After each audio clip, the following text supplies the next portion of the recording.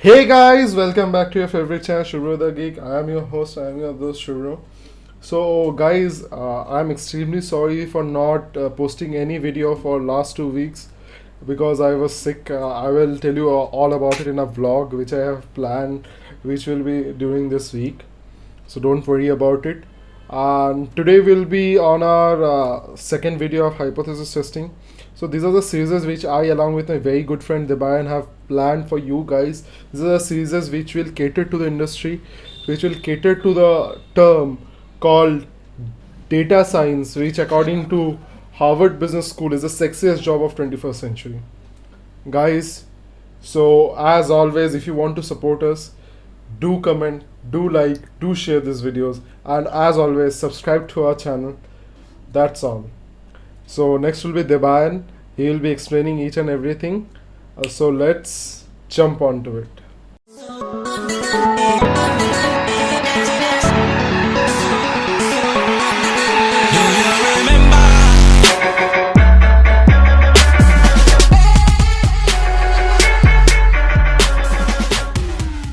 So guys, so Debayan, today we are gonna talk about hypothesis testing.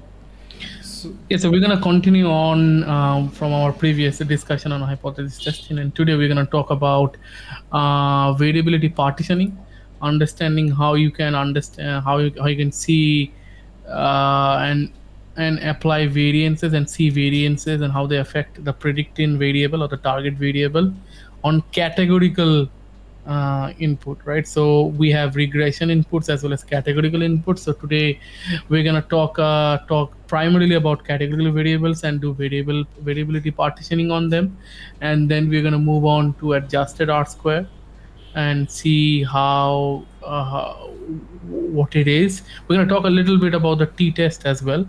But we'll leave the majority part of it for the next video. But we will introduce it in this video. So, guys, as you have heard, the band will be talking through the points, each and every point very minutely through his tab. So, the band, now let's move on to your tab and you can start explaining to our audience what it is. So a quick primer, if you have guys have been following from the previous videos, um, R square, right? So y is equal to mx plus c, a simple linear equation. Your y is your target variable that you want to predict. X is one of your input variables. C is your intercept or your base value or default value for the predicted or target variable, and M is the coefficient which defines how or how much influence does the predicting variable or the predictor variable X has on y, right? So M defines the strength of it. M defines how strongly it influences this, right? And there is a term associated with it which is called correlation. I'm sure you heard about it. You remember it, right? If not, please look into our previous videos on this playlist. So correlation, right, is how strongly are these two associated or correlated, or they're associated with each other, right? So how so increase in y, does it affect y, does it increase x, or does, and vice versa. So we see if x is correlated with y, that defines that if x increases, y increases, or x decreases, y also decreases. So some kind of a positive or negative correlation between them. It can be the opposite as well. So that's what you'd call the coefficient of correlation, and that's r, right? And r square, here's the interesting term, r squared. So if you take the r value, the correlation, and you square it, right, this is called the strength of relationship. The strength of relationship between x and y.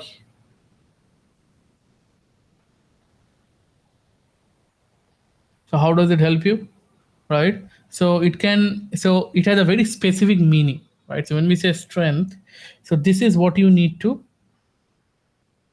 phrase it in. This is how you state it in simple language, right?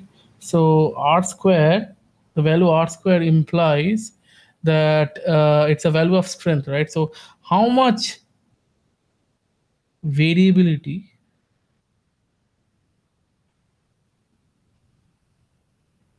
in y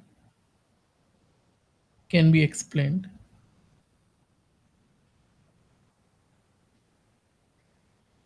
by x. We are exploring inference. We are trying to explore hypothesis. We are trying to explore whether one causes the other or one is correlated to the other and how strongly they are.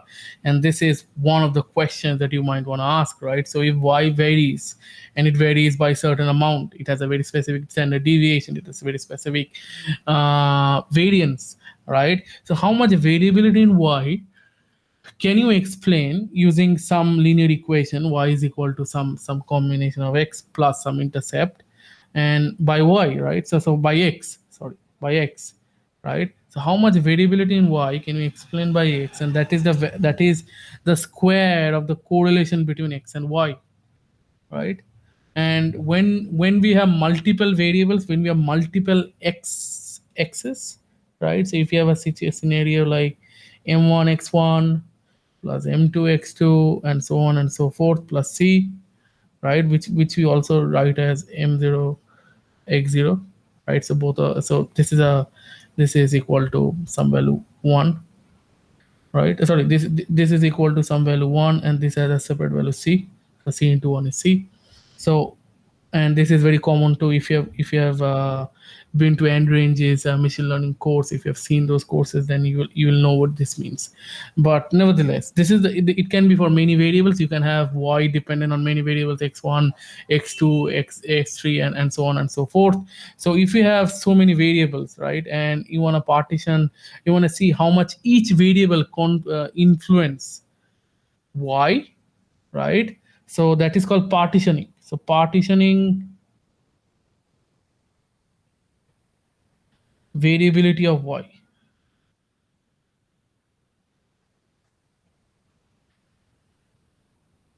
using x1, x2, x3, I know how many, and so forth, right? So this process, how much can you explain and how much you cannot explain of y using so many variables is called analysis of variance, right? Also known as ANOVA. Any statistics textbooks 101 will have a definite chapter on this one, but this is the so-called the quick the quick explanation to what ANOVA is. It's basically partitioning the variability of y into explained and unexplained components. Like how much can we explain, how much you cannot explain of y given so many variables x1, x2, x3, and so on and so forth, right? So this is where the ANOVA part comes in.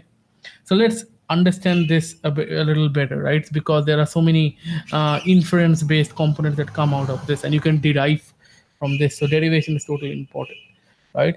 So how do you define total variability in y, right? So if you have a variable y, right, so let's say y, that is the real, real observed values, let's say, and there are many values over here. It's a set of values, right? Let's say y dash is your predictions of your linear model,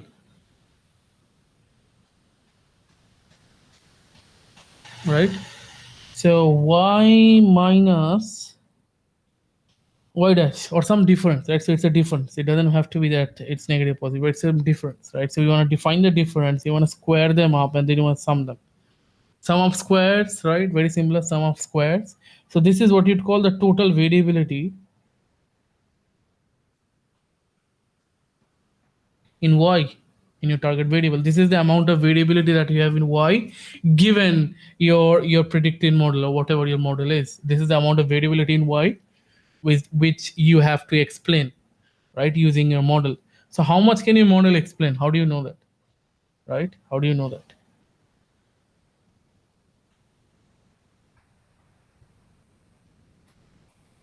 Oh, I'm sorry, this one should be bar, this one should be mean.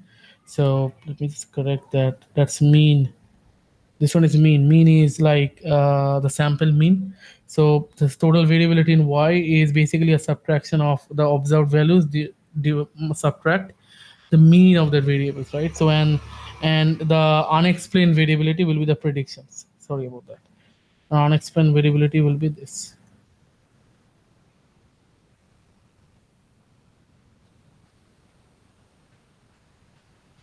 just to iterate. This one is your sample mean. You take your mean and you subtract all the values from it, and then you square it and sum it up. That's your total variability in y from the mean, from the sample mean, and very similar to variance, right? And then your prediction variables is your difference from there. That's your unexplained variability. That means that difference is what your model cannot predict, or your model cannot cope up with. Your model cannot explain in this sense, right? And this is what you'd call the error. Effectively, this is the error of your model. How much error does your model have, right? Now let's move on to this. How do you define explain variability? So explain variability would be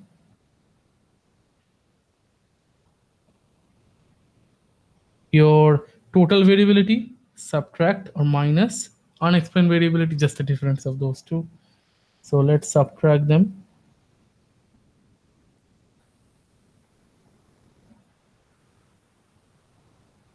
This is your error, this part is your error, this part is your variability or total variability.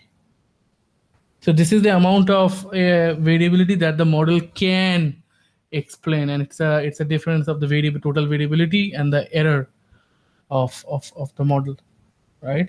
Now, how do you use this? How do you use this as an important component? There is a statistic, there is a metric associated with this, which is called the F statistic, right? So the F statistic is equal to explain variability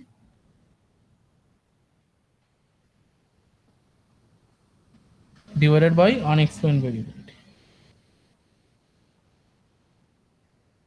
So in an ideal scenario, you'd want that your model's F statistic is definitely much larger than 1, right? You want it as big as possible. You want the numerator, which is the explained variability, is much greater than the unexplained variability. And most of the cases this isn't the case. It's always less, but you definitely want it to be 1. You definitely want it to be 1, because the sum of this is equal to the total variability. So you want F statistic as high as possible, as you can get, right? So yeah. So how does this come into play? So once you understand this, once you understand the F statistic, there are a couple of terms that we need to understand, like degrees of freedom, as well as total degrees of freedom and residual degrees of freedom, that will help us understand something called the t-test, which will be described later, as well as the adjusted R-square. Now, why am I telling you all of this? This metrics will literally define the way in which we perform inference for regression as well as regression models, right? So variability is, so ANOVA is used for categorical variables, and then when it comes to regressive variables, then we have to talk about F statistic, as well as your degrees of freedom of your model. How many variables is your model dependent on for prediction? That's called the degrees of freedom. And then you talk about, okay, how significant is my prediction? How significant is the error in my predictions? And does that matter? Does that matter? That establishes the way in which you can use a machine learning model, right, to see if it is a statistically significant prediction.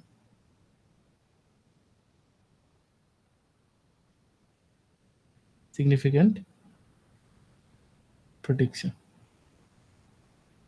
right? So now let's move on to t-test. Let's move on to some basic understanding of what t-test is. Now, before we do that, let's start with the understanding of R-square, which will be used to understand t-test. So what is R-square, or adjusted R-square? So R-square, as we know, is the strength. If you've seen this, if you remember the previous page, the strength of the relationship between model of x and y, right? So that's your strength, or that's what, how much variability in y can you explain by x, right? But here's a catch. So for, let's say you have a model like this, right? You have a very big model, There are so many variables over here, and then you have intercept, right?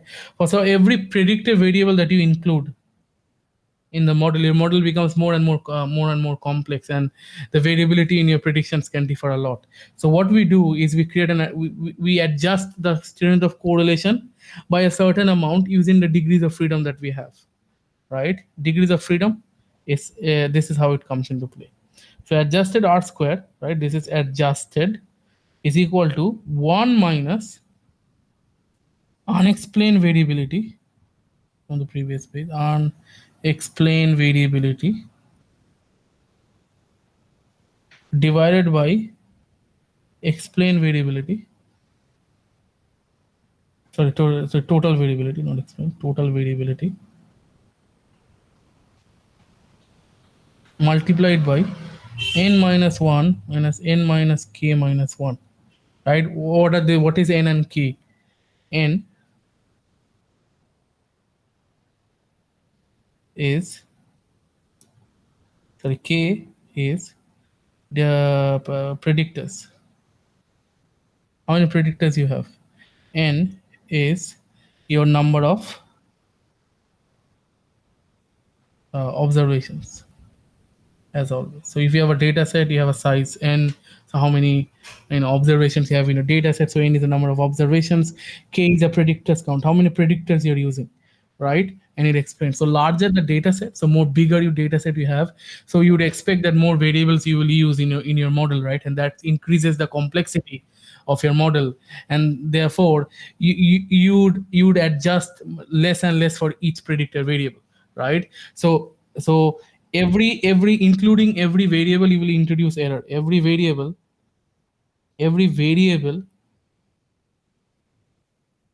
introduces error, right? Error of some kind, right? And then degrees of freedom, every degree of freedom, that is for instances which you have no idea what those variables are. This is basically n minus k minus 1, right? So number of observations minus predictor count, because you have to reduce all of those are known. What is unknown? N minus k minus 1, because intercept is one variable over there, please don't forget that. So n minus k minus 1. So these are the number of degrees of freedom which the model have no information about, and it has to learn from them, right? So it all introduces errors. It introduces errors, right? So you need to compensate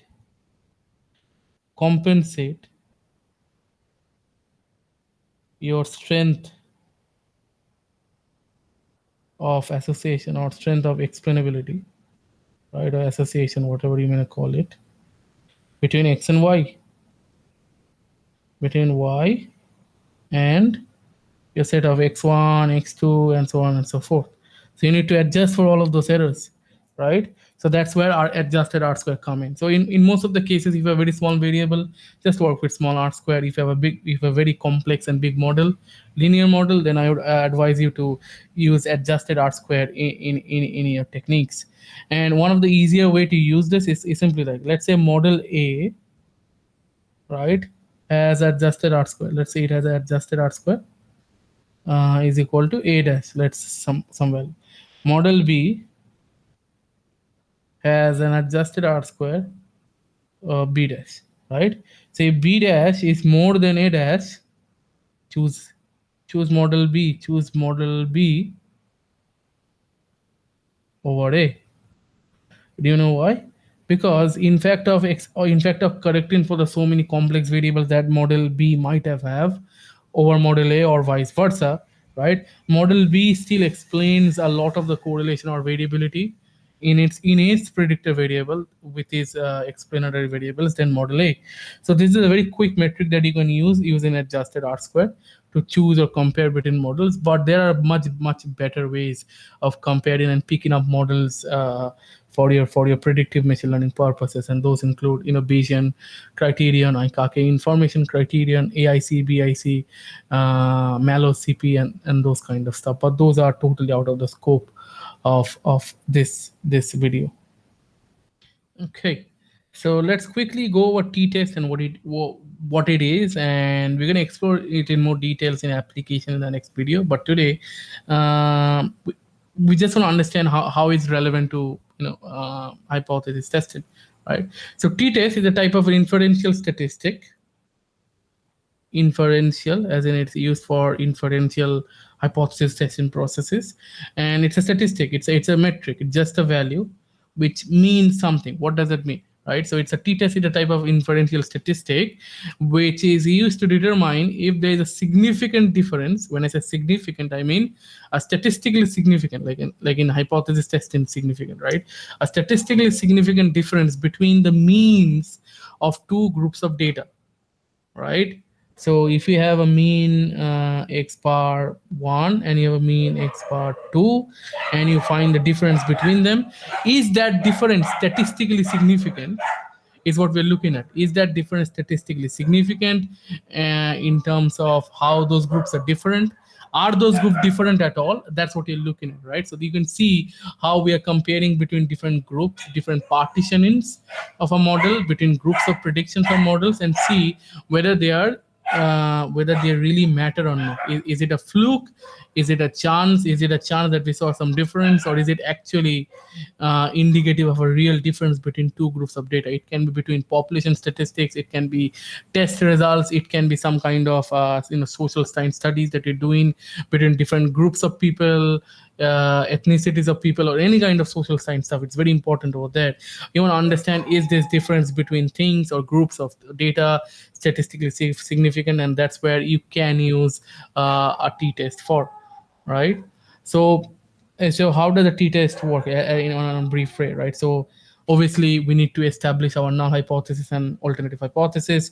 So if you consider a model m1x1 plus m2x2 and so on and so forth plus c, then the null hypothesis will be m1 m2 m3 dot dot dot are all equal to 0.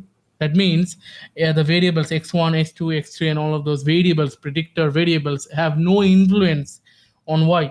That's your null hypothesis. You're saying that there is no influence of the predicting variables that I've used in my model on the predicted variable, right? The alternative hypothesis will be the exact complement of what I said. It will be at least one of them, I don't know which one, at least one of them, mi, let's say, is not equal to 0. It can be negative, which implies negative correlation or negative influence, or it can be positive, which implies positive influence or positive correlation. But at least it's not 0. It's not absent, right? So that's your alternative hypothesis. And what the t-test will allow you to do is, it's literally like individually pick out one variable and see whether it matters or not in the model, right? So you wanna do a t-test for this variable x2, right? So what you're gonna do, you're gonna take the slope of that m2, right? And your null model is 0 because it's literally claiming that it's 0, right? It's mi, so mi means I is equal to 2 over here, right? So you're taking the second variable, so you can say the slope of the second variable or the second predictor variable minus the slope in the null hypothesis, slope of the second variable in the null hypothesis, which is 0 because we're claiming it's 0, divided by the standard error, right? What is standard error? Just so you do not know, it's the standard sample standard deviation divided by root over of the number of samples. You write that clearly. Number of samples. This is the standard error or the expected error you can get based on the deviation in your data, right? So this is a t-statistic. What are the t-statistic will help you to do, right? So if you know, we'll also do this in the next video. If you know the degrees of freedom of your model, right, and the t-statistic for I is equal to 2, your second variable, right, these two can give you the p-value for the second variable, right? Is that value significant, like it creates significant influence on my predictor variable? You can literally get that, and the way you get that is use a function called pt, right? What is pt? Pt is the cumulative distribution function for T distributions. It's also called the T distribution things. And the function is called PT. In R, you will find the function called PT. In Python, you will also find it, I believe, under SciPy dot or SciPy, however you pronounce it, under stats. It's called PT. It's a probability cumulative density function for for the student's T distribution. That's what its name is. And what it will give you the p-value for whether that specific variable is can create significant difference in his absence or in its presence in that model, right? It tells you in simple terms, it tells you whether that model actually matters in your that variable matters in your model or not. That's it. And we're going to see how do we do this in programming in the next video. That's it for today, guys, from me. So Debayan, I feel that's all for the day. Mm-hmm. So in the next video, you'll be learning about F statistics, T statistic, and everything which is there, which Debayan told today. Yeah, we're gonna see how we use F statistic, T statistic into actually making conclusive predictions about the model and how the model is significant, right? We're going to explain the model in inferential terms. We're going to see which one matters, which one doesn't, and based on that hypothesis testing of individual influences of the variables, we're going to create the simplest model, which is also called a parsimonious model. We'll explain that later, and see how do we what are the kind of ways you can create the simplest statistical model you can. Always remember, a linear regression or a random forest model is always better than a deep learning model in 99% of the industrial business use cases. If you know what you're doing, you do not need to go complex model, you do not need to go the fancy ways. You just need a very good understanding of the data. You just need to understand what the simplest way you can predict, you can understand, and you need to be able to explain every step, every assumption that the model makes. And that's what we're going to show you in the next video.